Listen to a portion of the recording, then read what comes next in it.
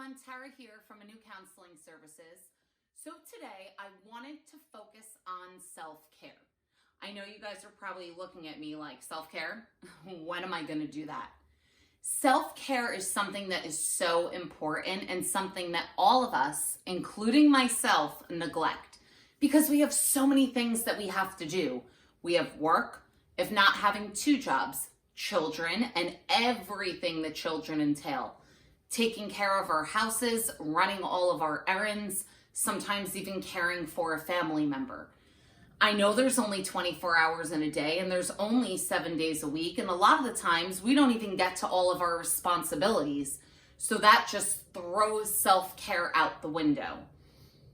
But here's my question for you. Why is self-care always on the bottom of our list? Why? Think about that for a second.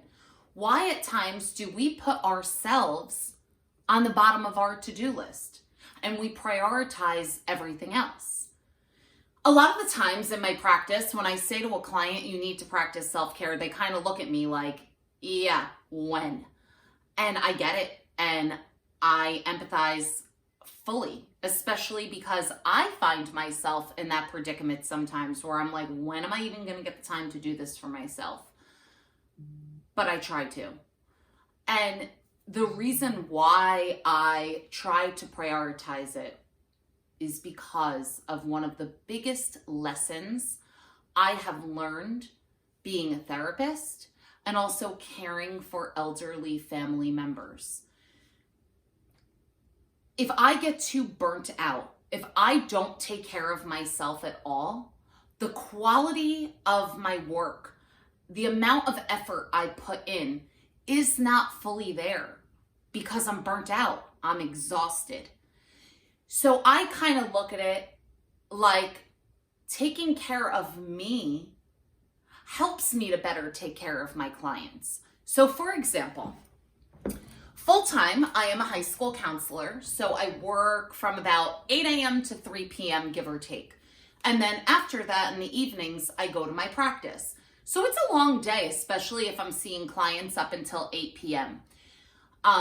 Many a times there have been clients that wanted to come in for an 8 p.m. slot or an 8:30 slot. And outside of an emergency situation, I typically always say no and ask them to reschedule at a time that I'm available.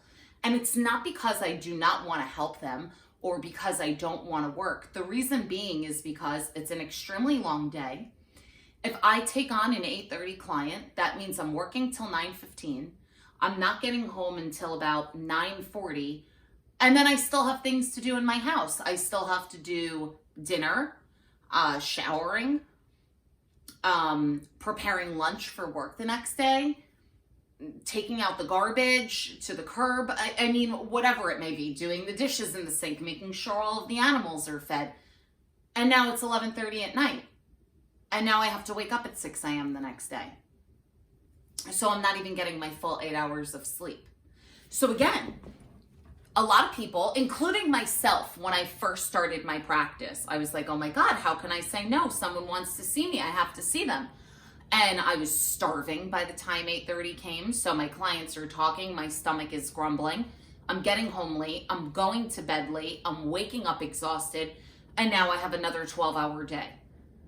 I was definitely not as effective in my school job or in my private practice when I was exhausted and burnt out because I saw too many clients the day before, or I was super busy at my school job and then super busy in my practice and I got home really late. And that's why I don't do it. Am I selfish? I don't think so. Honestly, I think if anything, to an extent, I'm being selfless because again, the better I am, the better I am for clients, the better I am for my loved ones, the better I am for all of the other things that I have to do in my life. So I do try to create that time for myself every single week. I try to create a work-life balance. For example, my number one rule, I do not have my email on my phone. I am very fortunate that I do not have to, as in my job does not mandate me to. And I know some of you probably have jobs that do mandate you to, but maybe have a conversation with your boss and ask them, Is it okay if I stop answering emails at X time? Or, some sort of other alternative to not have to always do that. Again, so you have a work-life balance. Everything in life is about balance. How we eat is about balance. Even the way we do our makeup, right? We're supposed to balance everything on our face.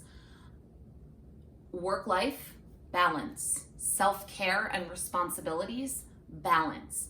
As much as you're fitting in vacuuming every single week and washing the dishes, probably every single day, if not more than once a day, doing laundry, dusting, self-care needs to go on that list too. Now, ideally, we could self-care every minute of the day and every day of the week, right? And I know that that's not possible. But even if it's something small, watching your favorite TV show, taking a bath, for parents out there, taking an uninterrupted shower, that's self-care. Listening to your favorite music, going out and getting a massage, getting your nails done, going for a long walk, for a jog, running on the treadmill, gardening, any hobbies that you may have, all falls under self-care. Self-care means doing something for us that brings us pleasure. It can also bring us relaxation, both, one or the other, whatever you prefer. But doing something for you, getting yourself in a place that once you're done with that self-care, you can feel the happiness within you or the relaxation within you or both. A lot of the times we make excuses for it because we do have so much to do, such as, well, if I don't do my dishes tonight so that I go and I take that bubble bath, then when am I going to do my dishes? Tomorrow? Now tomorrow there's going to be double the amount of dishes. And you are 100% right. But sometimes having double amount of dishes the next day so that you could prioritize yourself the day before and focus on your self-care is worth it. Maybe the next day you won't be as exhausted while doing the dishes. Another part that plays into it is time management. I always try to kind of look at my day and view it like a Rubik's Cube where I'm like, okay, I have this going on today and that going on today and this going on today, and I have to do A, B, C, and D, and I want to do this as well. How can I make that possible? So think about ways that you can maybe make a shortcut. For example, buying paper plates instead of using your regular plates at dinner cuts down dish time.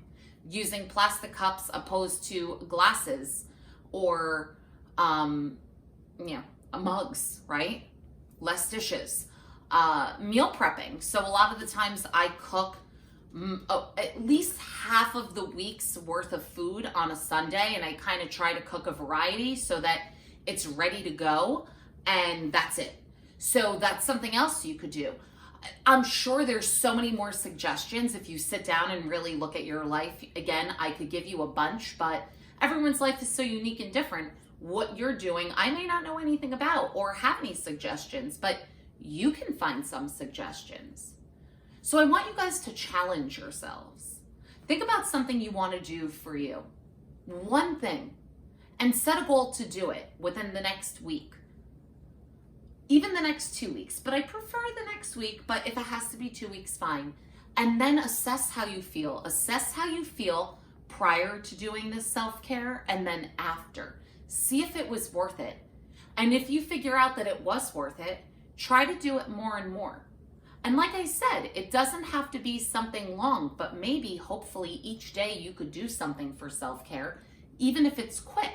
And then maybe on the weekend, if you have more time, you should do something or could do something bigger. Again, just thought, but set that goal and try it out. I hope you guys found this helpful. If you have any questions or concerns or would like to talk to me more in depth about self-care, please visit my website, www.anewcounselingservices.com. On the website, you can call me, email me, or send me a message. Thanks for watching, guys. Take care.